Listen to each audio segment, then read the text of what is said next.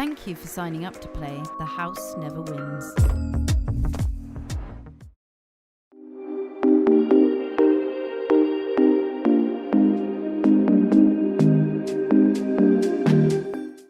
I'm Dylan, and I'm one of the co-artistic directors of Kill the Cat.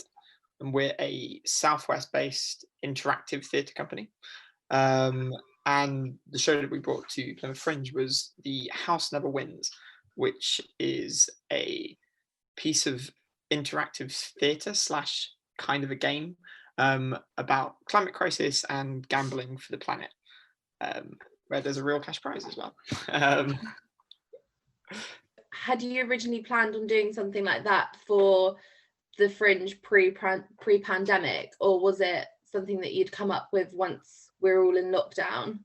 It was a piece that we've been working on for quite a while. So we'd originally got commissioned to make the piece for their festival back in October 2019.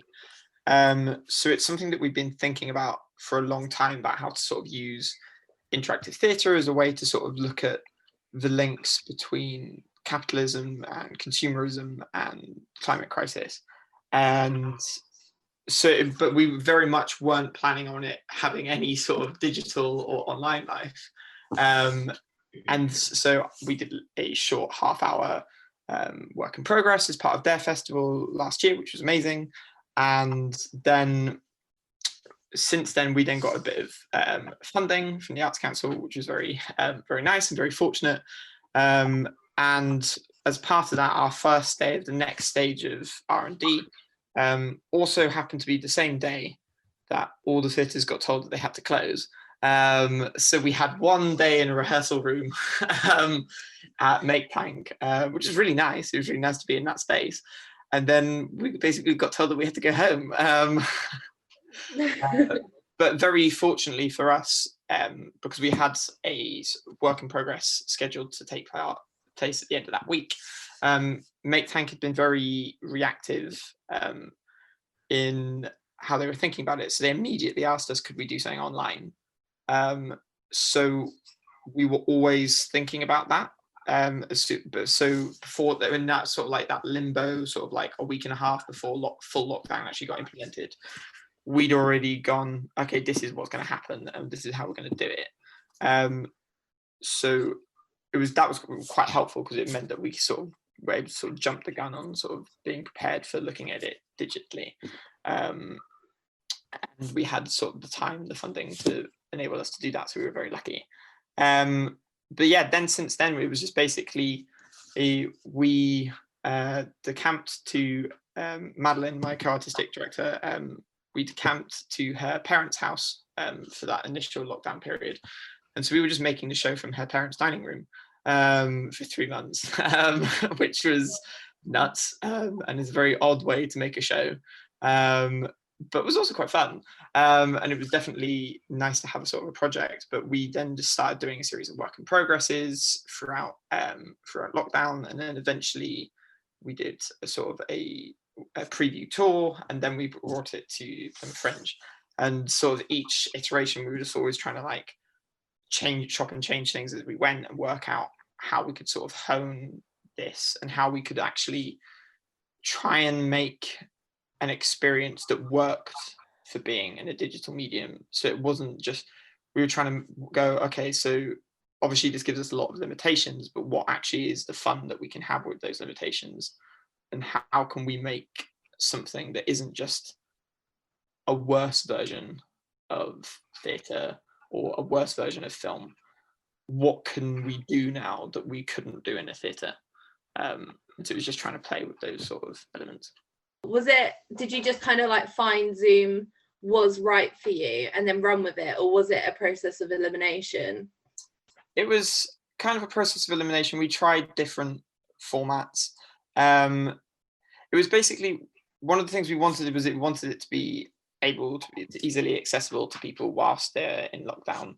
And so we wanted to use mediums that people already understood and were familiar with, because there's no point using some really fancy high-tech software if then that freaks everyone out because no one's ever used it before. It's got to be something that people have a certain degree of understanding with and familiarity with. and then Zoom just seemed to be the best option for us because it gave us the more options in terms of like sharing screen, and it had more stuff that we could play with, which just meant that we had a bigger box of sort of stuff to like to use, and try and make it the experience as theatrical as possible rather than just a Zoom call where you're just staring at people's faces.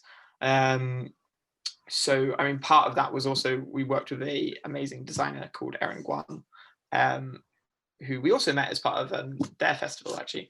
But our originally she was just going to be on the project as a designer, and we're going to have her for a few days in real life, but then that didn't happen. So then we sort of restructured how we were working, and she's created this amazing sort of like virtual background for us, but that is made from a very real model box.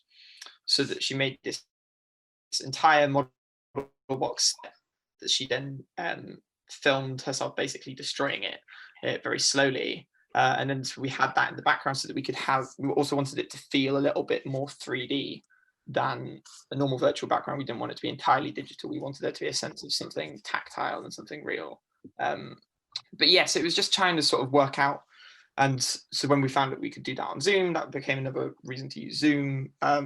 WhatsApp was just because it had it was something that people were familiar with, but the idea to use WhatsApp came from realizing that you don't have a sort of a monopoly on people's focus in the same way that you do in a theatre as soon as you're trying to do something digitally. I mean, right now, whilst we're talking, I could be just scrolling also and Googling things, and I can have different tabs open. I might start checking my phone, and there isn't that sort of etiquette of like, I'll shut up and listen. And so we wanted to try and make that part of it and make it not something that breaks the performance if people get distracted, but how can we actually play with that distraction? And what happens if we're the people trying to distract you at the same time as you watching us? So it then became that you get these series of WhatsApp messages. And for us, when talking about the climate crisis, that also felt quite relevant because it's something that we all know. It's not like people don't know that the climate crisis exists. It's something that but we just choose to ignore it, and we focus on the thing that's right in front of us.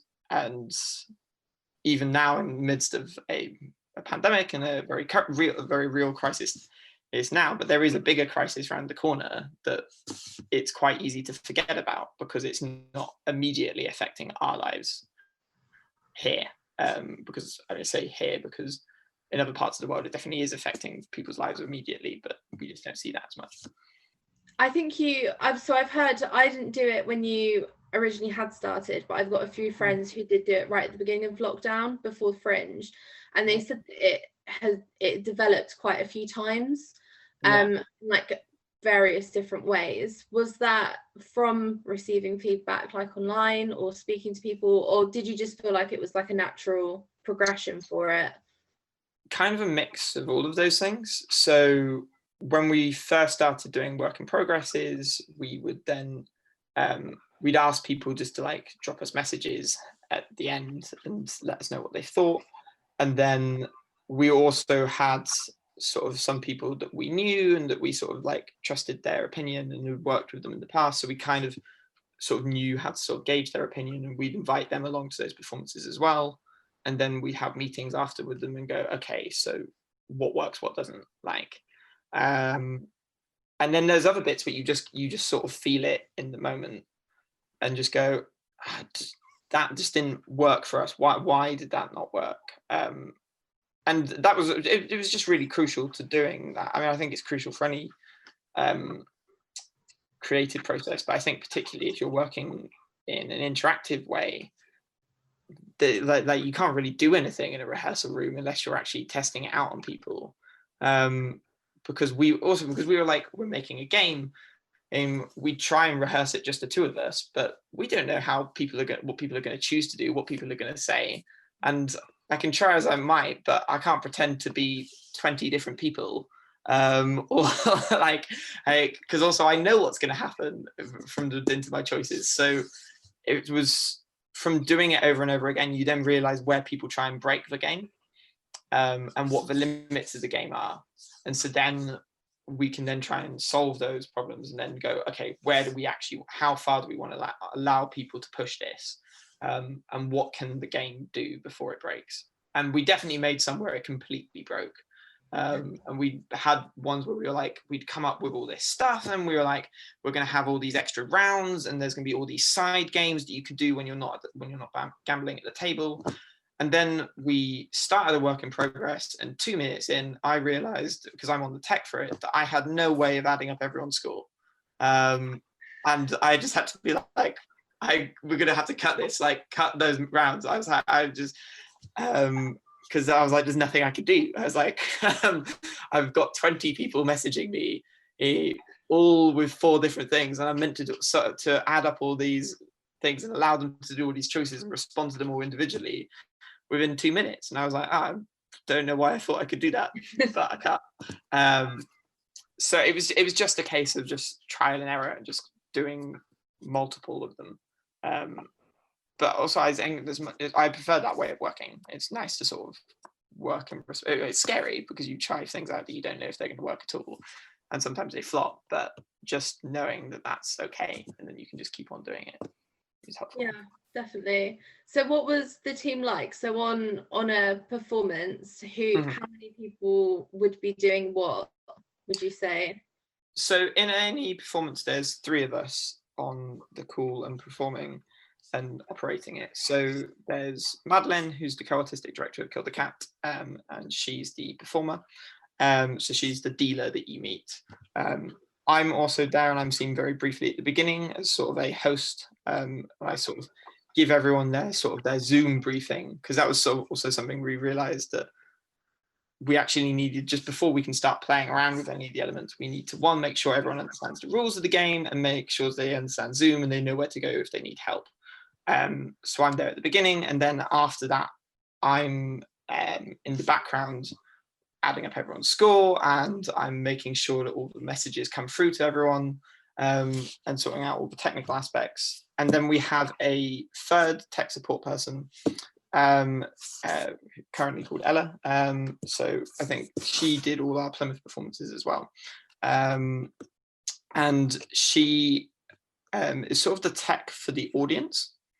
So we found, one of the things we found from working on Zoom is you actually need one tech person just to manage the audience, because you need someone there making sure that you can mute and unmute people, that if anything goes wrong, and sometimes people will just go, okay, my internet's dropped, what can I do? Or I can't understand this bit. And because I didn't have the time to respond to those things, because I'm working on the actual tech for the show, you need someone who can respond to that immediately and sort of hop on that.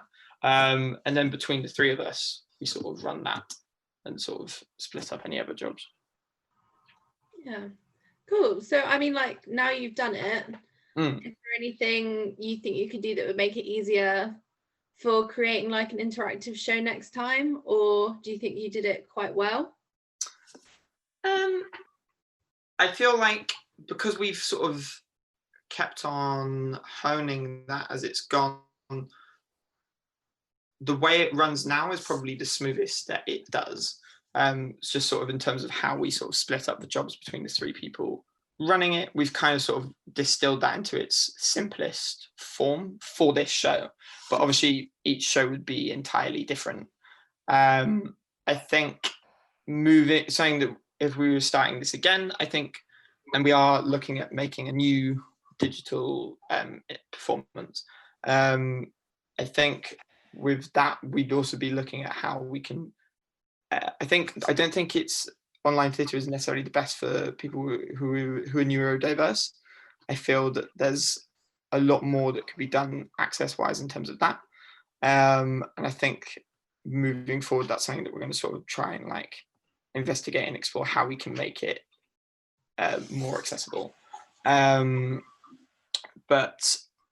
I think it's everything is dependent on the individual show. So I think for moving forward, we also want to try and like, for us on this show, it kind of worked using the sort of the very basic functions of Zoom. But the next sort of step for us is that we also want to see what happens if we're performing live from a venue, and how that works, and how we can still create a different sort of sense of interactivity and liveness. And I think there's not like one right way to do online theatre. I think as long as you're responding to the actual medium and to the needs of your piece, I think that's what you can do. I think interactive theatre maybe holds, for me, a bit more excitement in terms of creating digital theatre, just because I feel that because we lose the normal connection and the normal communal experience that we have in a theatre anyway, because we're not all in the audience aren't all in the same space. I think that's such a big loss to what theatre actually is, and I think through an interactive medium you can at least retain some of that, because the performance is completely different if you're not there, and it's completely if you've got to.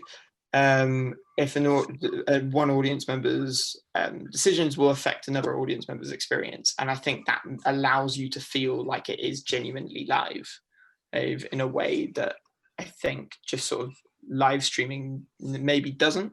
But that's not to say live streaming doesn't work, but I think it's a different thing.